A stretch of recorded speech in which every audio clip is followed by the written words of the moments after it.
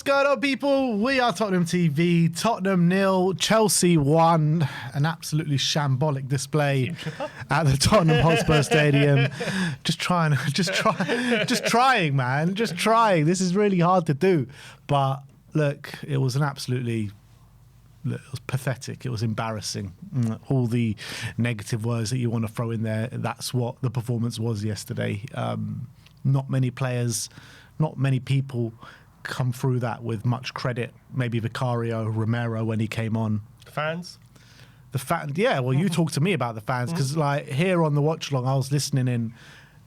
At the start, it sounded electric. I saw videos coming out from the concourse, which looked brilliant. Fans did their part. Players didn't.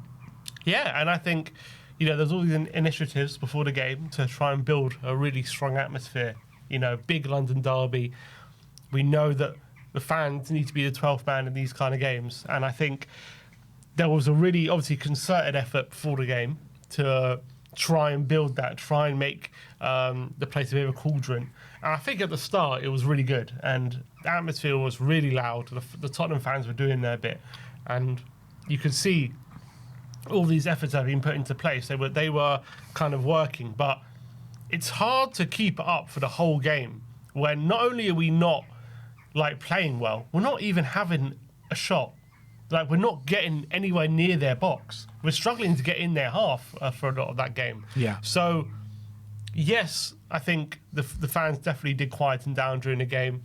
Once, I think the big moment was obviously Chelsea took the lead, and then on that point, there was a lot of frustration in the air. Loud boos at half-time, loud boos at full-time. I think the big frustration, especially at full-time, is, 6 minutes added on, stoppage time. You're expecting some sort of attempt to try and, get a last-minute equaliser, try and commit a robbery, essentially. And the best we could muster was Vicario playing a long free kick straight into Sanchez's arms. That was the best we could do.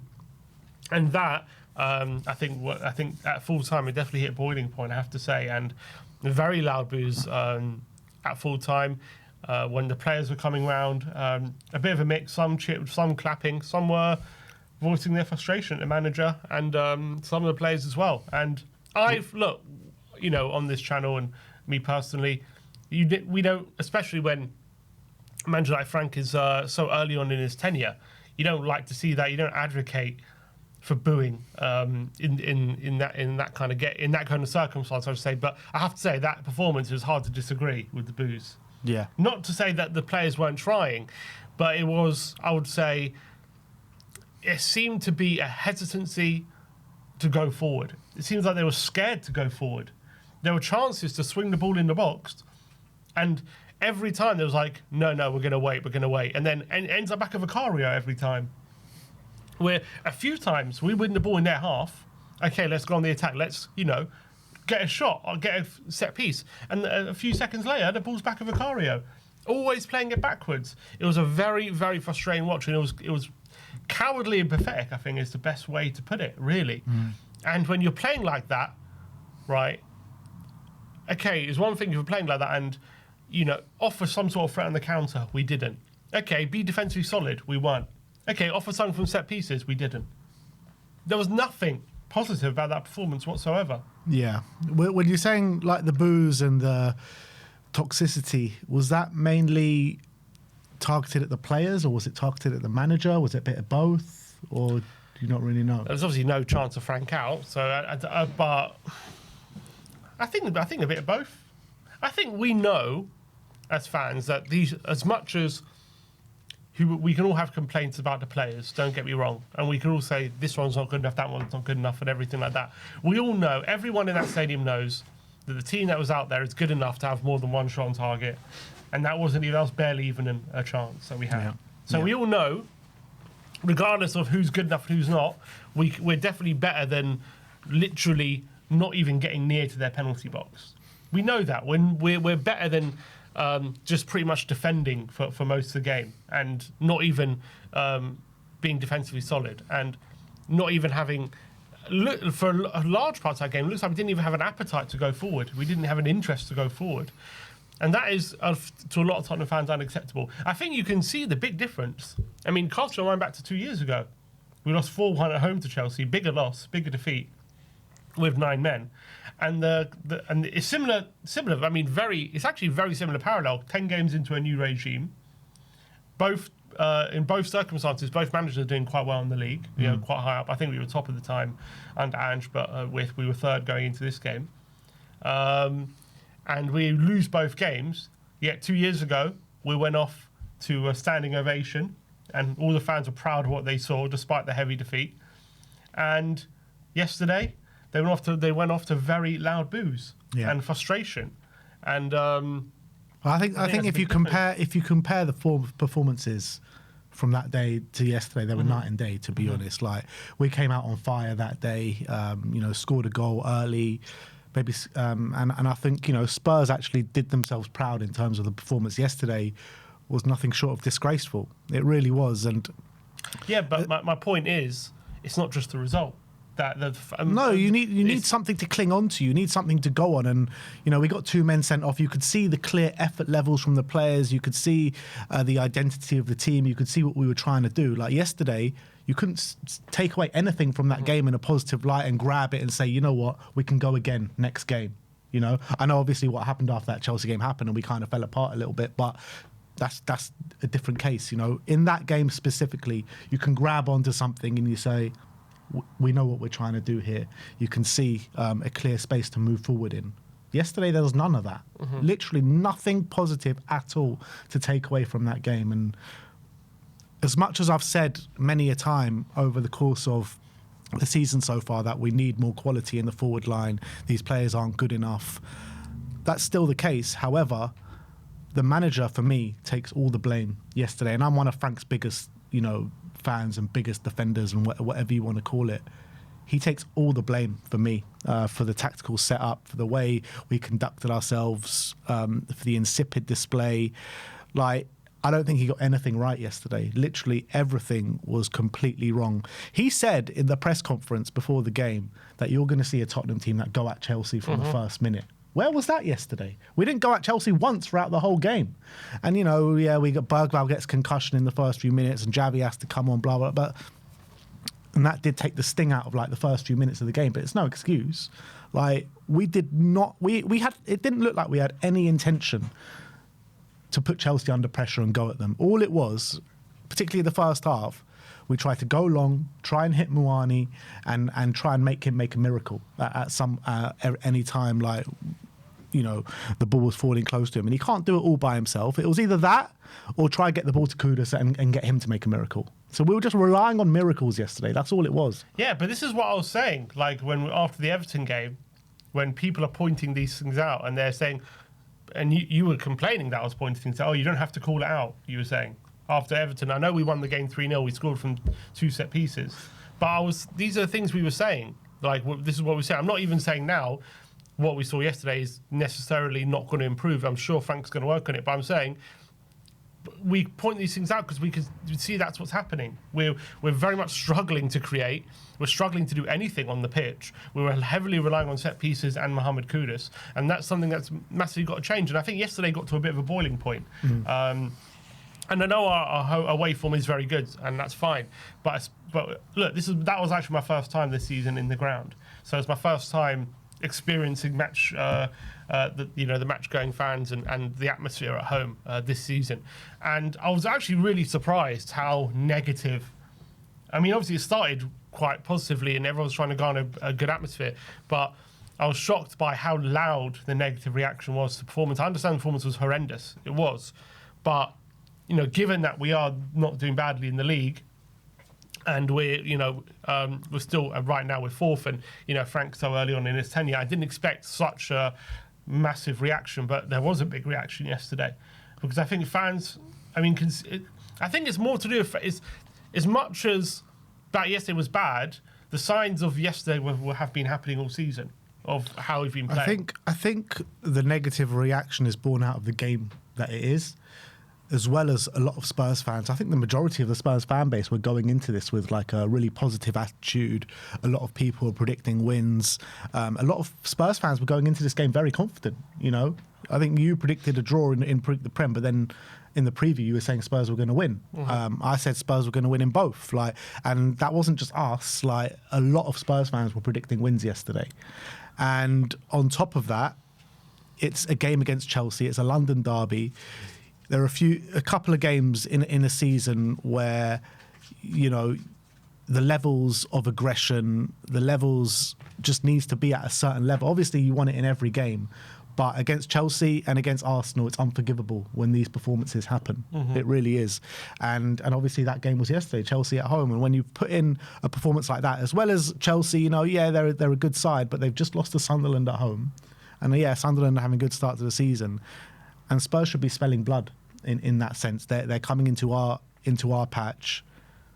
We're third in the league. We should be able to put in a lot better performance than that. And the levels were nowhere near. And I think that is the main reason. It's because of the game it was, why it got so toxic, in my opinion. Well, I think that, and yes, it was the game it was, but also it could have been anyone. I think the reaction would have been bad because. But I think it was worse because it was Chelsea. Probably, but I also think you honestly, I'm not even gonna. I think this is going to sound hyperbolic, but I think you put any of the 19 teams on the pitch yesterday, and they do a better job than what Tottenham did yesterday. Like, it was that bad. I think you put Wolves at home, and they probably do a better job than what we did. And I know the scoreline suggests 1-0. It's a lot higher than it was, but 1-0 was a complete shadow of 100%. What the performance was. It should have been 3 or 4. Probably could have been worse. 100%. It completely flattered us. Vicario was doing the Lord's work, because if it wasn't for him, we would have lost 3-0 to Monaco, and we would have lost probably 4-0 yesterday. And it saved, and on the face of it, in the end, we only drew 0-0, we only lost 1-0. It could have been very, very different. We've been very lucky in that sense. But how is it that bad? I just can't get my head around how it was as bad as it was yesterday. It's like, it boggles the mind how, I don't care what anyone says, we had a team on the pitch that should be able to do a lot more than we did yesterday. As I say, every team in the league, in my opinion, at least gets more shots. And I think they probably have. I reckon that's probably the lowest chances created against Chelsea this season. I would 0.05 XG at home. It's nuts. It's disgraceful. Nuts. How can you be so blunt? And we have players that should be able to hurt them. Absolutely. Like, we have more than enough talent to create something. If Burnley and Wolves and Sunderland, and if all these teams at the bottom, in my opinion, have enough in their squad to hurt Chelsea more than we did yesterday, then we have enough. Yeah. I'm just trying to look at, like, even Burnley created a higher XG than Arsenal yesterday than we did against Chelsea. You know, and Arsenal are not even conceding shots on target. Like, Arsenal have got, you know, we all know how impenetrable Arsenal are. That in itself is an absolute disgrace. Forest, Ange got sacked, right? He created 2.35. Yeah. That's the game he got sacked in. Well, they actually played well that game in the first half. Like, but I'm saying, it's possible to create chances against this Chelsea team. Yeah. I don't know what to put it down to, but the manager needs to take a long, hard look at the way he's conducting the tactics, and yesterday has got to be a massive eye-opener, and it's got to change. Something has to change massively, and we can't keep doing this, particularly at home, this kind of no intention to go and attack the opposition and just relying on set pieces. And we've got a big problem when we've seen as well at home. Obviously, we've been a lot worse at home, but against Bournemouth, we went 1-0 down. We had absolutely no answer to conceding, and it was almost as if, like, we had no idea how to get back in the game. Wolves, when we went 1-0 down, I know we did end up equalising, but, you know, that was a bit of a stroke of luck if we're all being honest, and Paulinho scores a bit of a worldie, and we had no idea how to get back in that game. We had absolutely run out of ideas as soon as they scored. Yeah. I think yesterday as well, to be fair, what I would say about yesterday is I'm not saying we were playing well before Chelsea scored, but it was probably a very tight game. Both teams weren't doing much. It was quite a bitty game. I think still Chelsea was still the better side. Yeah, but I don't know how many shots there were either side, really. I can't remember the chance, but I remember saying at the time when João Pedro scored that, you know, we're lucky because he should have scored a few minutes earlier than that. So there were chances in the game for Chelsea before they scored. Wasn't it their first shot on target when they scored? Yeah, it might have been the first shot on target, but there were still chances in the game, you know what I mean? I think it was a very tight game, like, before they scored, and then they got the goal, And then as soon as they got the goal, it's again, we don't know what to do. We don't know how to respond. And that has been a common theme at home. We have no idea what to do when we go behind. And when you're at home, you should be throwing caution to the wind. You have to be showing some attacking intent for the home fans. It's all well and good away from home playing like we are. That's fine. I think fans are understandable that going away from home is very difficult, and you've got to be smart and you've got to be organised, and it's not always going to be flashy. You have to grind out wins. All the top teams do that. But when you're at home, this is unacceptable. In front of the home crowd, there are 60,000 Tottenham fans there. You can't be playing the way we did and expect the fans to be happy about it and expect the fans to accept it. On top of that, we're not even getting the results. Yeah. So I think the problem is this is how we've been playing. And like this season, like it's not like yesterday was, for me, I know it was probably the worst of it because we didn't create anything, but yesterday is just a continuation of a lot of what we've seen this season in open play. I think the difference is set pieces has been big, and we've been able to create. And yesterday's set pieces were awful, and Kudus has been able to create more than he did yesterday. Yeah, and unfortunately he wasn't able to. And they focused on shutting him down. It's just mad to think about as well, because like before the game yesterday, however bad you're saying it has been from open play, like we'd scored the most goals out of anyone in the Premier League from open play. So I mean that just shows you the way the Premier League has been this season and the way it's going, and no one's really seemed to score a lot of goals from open play at this moment in time, which like how mad is that to say how bad Spurs have been from scoring from open play or creating chance from open play, but we've been the top goal scorers in the league from open play. From open play, we're the top? Yeah. That's mad. Before yesterday. I mean, I don't know how, because we don't do anything from open play. I don't get it either. Like, but that's what I'm saying. Like, not many teams are doing it. Like, not many teams are creating from open play this season. It's true. This season, 100% the focus has massively been on set pieces. I think we all know that has been a massive trend. We've seen that with a lot of the top teams. The only teams who don't seem to do it massively are Liverpool, City, Brighton, and Chelsea. Chelsea, although at the beginning of the season they were doing a lot from corners, but their focus is mainly on open play. Arsenal, we know, set pieces. And Bournemouth maybe as well, you could say, aren't so focused on it. But every other team seems to be. Yeah. It seems to be that's what they're trying to massively take advantage of. The reality is we know it's not good enough. We know it's nowhere near the levels that we need to see. And the manager's got a big job on his hand. He needs to change things. He needs to change things quick. Because if this carries on, the fans just going to get more toxic and more toxic. And it might even become like an untenable situation. But, you know, you look at managers, a lot of managers that have kind of bad starts. I know results haven't been that bad, but in terms of performances, it has been bad. A lot of managers do take time to work. So in my opinion, you've got to stick with it. You've got to stick with the process, and hopefully it can get better. But at this moment in time, from a general footballing standpoint, there's not that much to go on. It's tough watch. It's very, very difficult to watch at the moment.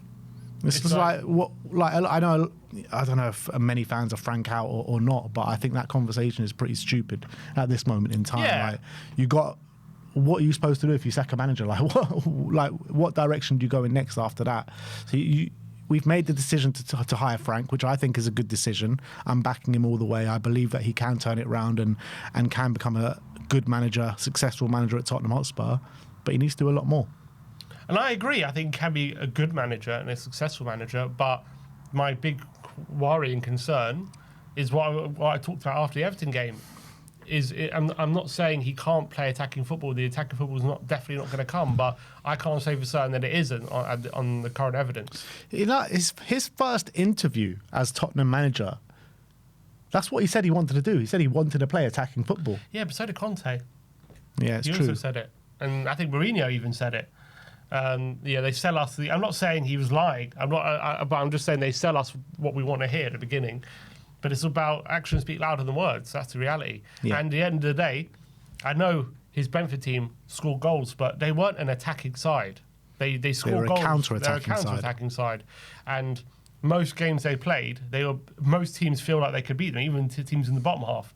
They were never really played against teams who didn't feel like they could beat them, because every team goes into that game knowing they're on bigger wages, they got a bigger budget, so they should be in the ascendancy. And Brentford took advantage of that, and they were a very, very smart team. But now it's a different kettle of fish. Now he's got to play in a different way at a bigger club.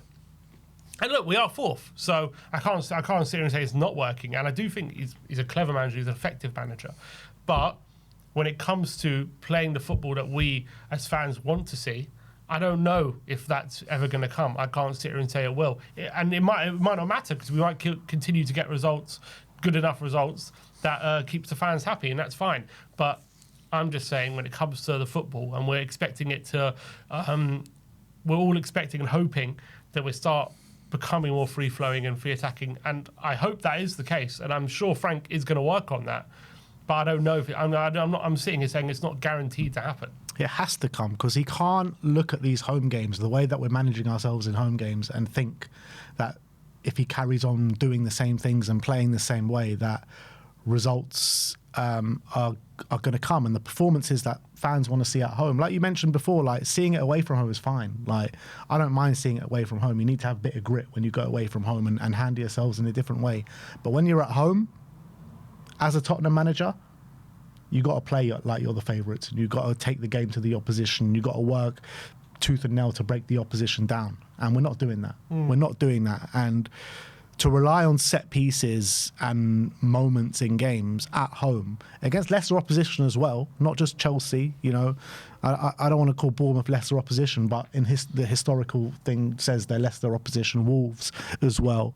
You know, it's not good enough, and it needs to change massively. And Frank needs to realise that at home we need to be this possession-based side that go at the opposition. But at least, even when we had Mourinho and Conte, like, at least we were. I know, I guess we did have Kane and Son, so it's hard to compare. But we were a massive threat on the counter. Like, at least when we were defending and we were being organised, like, you know, and we were not so focused on dominating. At least when we did get on the counter and we did get the ball, we were a threat. But we're not really very good at counter-attacking. No. Under Frank, I don't remember too many goals where we get the ball and we're bam, bam, bam, and we're Brentford were really good on the counter. We're not very good on the counter. Yeah, but I guess it probably took him a while to drill those things into the Brentford side. Like, again, like, it's still very early on in Frank's tenure, and we just got to hope and pray it gets better. I think it will get better. I think it will get better, and I'm praying it will get better as well. But it has to get better, because it can't get much worse. That's the reality. Yeah. And Frank, you know, he's got a big focus on trying to improve the free-flowing football, as he says. He wants it to be more free-flowing, and that obviously that hopefully does come with time, and that comes with more time with the relationships of the players. The problem is we're watching it, and the relationships don't seem to be growing, really. In fact, we probably looked a bit better going forward earlier in the season. But the thing is, we played City and PSG earlier in the season, you know, top teams. Like, where was that kind of performance yesterday? Like, at least a battling performance with loads of grit and aggression, and like, when we had our chances to go forward, we actually looked threatening. Like, there was none of that yesterday. Yeah, I mean, when we were playing these teams at home, like the Bournemouths and the Wolves, and losing, or you know, not getting the win, you know, we were saying, oh yeah, wait till we play the big teams, we'll be a lot better. We've seen against big teams we can do so well. Mm-hmm. And then this game has come around, and this makes me very worried about this run that we've got coming up now. Manchester United, a resurgent Manchester United, Arsenal coming up after that, Newcastle away coming up after that. I can't see 3 points in any of those 3 games. Well, on yesterday's evidence, 100%. Like, 100%. It's really worrying, because like you mentioned before, the league is so tight together now. If we lose 3 games in a row now, like, we're going to be way down there in the bottom half of the table. And the gaps will start to appear as well. Yeah, and that's the nature of the league at the moment. So that's why I wasn't getting too excited about being third and all these things. Is a couple of losses and you're mid-table, so it doesn't really matter. It matters how you're playing more right now than results. As much as results, I'm not saying they're not important, but the most important thing is when you're starting at a new team, how you're getting into play and and what you're seeing on the pitch, and if you're seeing it grow, and if you're seeing it improve. That's not what we're seeing at the moment. But in fact, it's getting worse. Yeah, and it is getting worse, but it is still very early on. It is 10 games into a new regime, so I don't think it's right to call for his head or say he has to leave his job at anything at this point. It's still so early, and at the end of the day, we are fourth. So results-wise, it's not been bad, but performances just can't continue at home as they are, because the home crowd will get worse and worse. And you know what? It's not even the crowd I'm as worried as well. Look at the players. Is there something going on with the players and Frank? I know you spoke about it yesterday on the stream with the reaction of Spence and Van der Ven. It's been a big talking point after yesterday's defeat. But what is he just put it down to? They're frustrated after a loss. They just want to, go in the tunnel. They don't want to clap the fans. I saw Match of the Day talk about it yesterday. They were kind of saying it's understandable. They're frustrated after a defeat. But I don't know. It's like, for me, they were massively disrespecting Frank very publicly. Frank is going over there saying, look, you got to go clap the fans. They're looking straight for the tunnel. You got to go clap fans. And especially Spence, he's throwing his arms at him, completely ignoring him. They're going down the tunnel. That is massive public disrespect to the current manager of the football team. And how is Frank going to deal with that situation? He's keeping it in-house. He said publicly yesterday, it's not a big deal. It's a small issue. Out of all the issues we had after yesterday, that's the smallest one. I understand that. But I don't know, does a stronger manager make a stronger stance yesterday? Not necessarily in the press conference, but even on the pitch when they're like ignoring him and saying, hey, don't ignore me. I'm telling you, go to the fans. Like, make a thing of it. Don't just like allow them to go unnoticed and ignore you. No. That allow you to ignore you so publicly. What message does that send to the rest of the players as well? No, you don't want to make more out of it in public. You need to keep it in-house, and you need to berate the players behind closed doors. You don't want to start a thing on the pitch and make it, seem even bigger. I think a stronger manager, what he does is sends a message after it's all said and done inside the dressing room. He doesn't make more on the pitch and start grabbing the players and saying, no, you need to go and thank the fans instead of just walking past me. Of course, it looked like a massive sign of disrespect from Spence and Van der Ven. And Van der Ven was captain on the day. I think it's disgraceful, to be honest, showing a manager that's just been here for 10 games in the Premier League season, that sign of disrespect. But, the manager can't start pulling the players up on it on the pitch. You need to do it in the dressing room. Like, I think a bigger disciplinarian would probably not let them play in the next couple of games at least. Like, you can't show that massive sign of disrespect and there's been no circumstances and no comeuppance for the players. Like, there has to be something, surely. Yeah, I mean, from what I thought, if we understood the context of the situation correctly, I would say absolutely. Because Frank he's the manager. He's the one with ultimate authority in the dressing room. If you start allowing players to disrespect you like that and ignore you, not even... but you can't do something on the pitch. Like, what do you expect him to do on the pitch? Tell them, hey, don't ignore me. I'm talking to you. That is not a... Yeah, but at that moment, right... He's spoken to them. They've completely walked past. So you expect Frank to run back and start shouting at them on the pitch. It can happen. I've seen Conte and Mourinho do stuff like that. Yeah, but it's very rare. Right, but that's an exceptional circumstance. It's not. I'm not saying that every game. I think it just makes it look way worse. Way worse. Does it? At least he's trying to stamp his authority on them. This situation, he seems. But why do it on the pitch? Weak. Why not just? Because it's happening right there. Yeah, but why not just wait until they're in the dressing room and do it there? Because they're literally in the process of ignoring him. Yeah. So hey, don't ignore me. Like, don't let them just walk past you like that. If you're trying to talk to them. We don't know what was said. He could have said that as they were walking past. He could have. And if he did, then fine. But I don't know. You're right. I don't know what was said. But I just think letting them just ignore you like that. He's not. It's not letting them ignore you. Like they've ignored. Like there's not much more he can do in that situation. You have to do it. You have to keep it behind closed doors, and there's no point. There's no point starting a fight on the pitch. There is literally no point. Nobody wants to see that. Yeah. No good can come from it. Just the only thing I would say is it allows Frank to just let everyone know he's establishing his authority there. Yeah, he's not but letting them ignore him.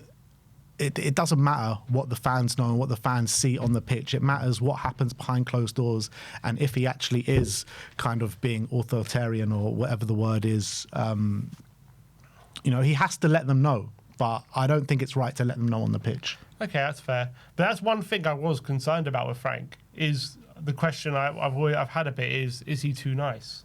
Is he at Brentford, everything was like very holistic, everyone was together, everyone was on the same page about everything. Everyone knows that we're working on a small budget, we're going to try and get these minimal gains. We're going to play any type of football we can to survive. Everyone was like happy. There was no big egos, no big signings. Everyone was like cheap players, and Frank was looking to develop them. All these kind of players. Everyone was on the same page. Now he's got big egos. He's got big expectations. He's got different kind of characters in the dressing room. Players in the dressing room who have won big trophies, who have all just on the back of winning a trophy as well last season, who've had big careers, and he's going to have to manage all those different situations. And, sometimes he's going to have to be very stern with these players. And he seems just like a very nice guy, and that's fine. But sometimes you need the other side to you. I'm not saying he doesn't have it. That was just one thing when I saw him at Brentford. It just seemed everything was so nice and everything was so happy, kind of not happy-go-lucky, but because at Brentford the only expectation is survive. It doesn't matter if you lose 5 games in a row, because if you win that 6th game, you can keep yourself up. So the expectations, the pressure isn't there as much. But now it's a different kettle of fish. He's got to keep these players in line a lot of the time. Not all the time. Yes, you want to get on with them. You want a good relation with them. But things like yesterday, you need to keep them in line. You can't let them do that in public. Mm-hmm. And that's one of the things I'm a bit concerned about with Frank is, does he have that kind of... He's a good man manager, I think, when it comes to encouraging players, developing players. But when it comes to asserting his authority like a lot of the bigger managers do, I don't know. I don't know if he has that side to him. Time will tell, won't it? It's not something we've seen publicly, put it that way. Time will tell. Time will tell about how it all plays out. But look, the reality is what happened on that pitch with Van de Ven and Spence is just not a great look for anyone. It's not a great look for the players. It's not a great look for the manager. It's not a great look for the club. But for you, why did they react like that? Was it just... I think it was just complete frustration. In my opinion, I think it's just complete frustration. They've just been embarrassed on the pitch. They've just both had stinkers as well. And they just wanted to get into the dressing room, have a shower as soon as possible and just get out of there. So it was nothing against Frank. Frank just happened to be in there. I don't know. We don't know, but I think it was mainly just born out of frustration. It could be due to playing style and maybe this is not the way they want to play. But I think it was mainly just down to frustration about, just a terrible, terrible performance and terrible individual displays as well. Yeah, I think that's a fair assumption. But I'm just saying, I think it's very odd how they didn't even want to, acknowledge Frank, really. It's very and odd, talk to him. Even if you are frustrated, he's still the manager and he's still right in front of you. And he's trying to talk to you and you're just ignoring him and walking past him. Was there any frustration directed towards him as much as the performance? I do wonder. It might have been, but we have to wait and see how it plays out. It's going to be very interesting now to see if Van de Ven comes out the team, does Spence come out the team, because we're going to need them as well, because we're actually such short in numbers in those positions. And it's so out of character and I'm not saying it's in character necessarily for Spence, but we know Spence, there's always been, talk to his attitudes and stuff like that. I'm not saying he has a bad attitude necessarily, but we know he's a very confident guy. He's very sure of himself, and he's not scared of letting his feelings known. Put it that way, Jed Spence. He'll say what he feels. He said that I think when he was on that Rio Ferdinand podcast.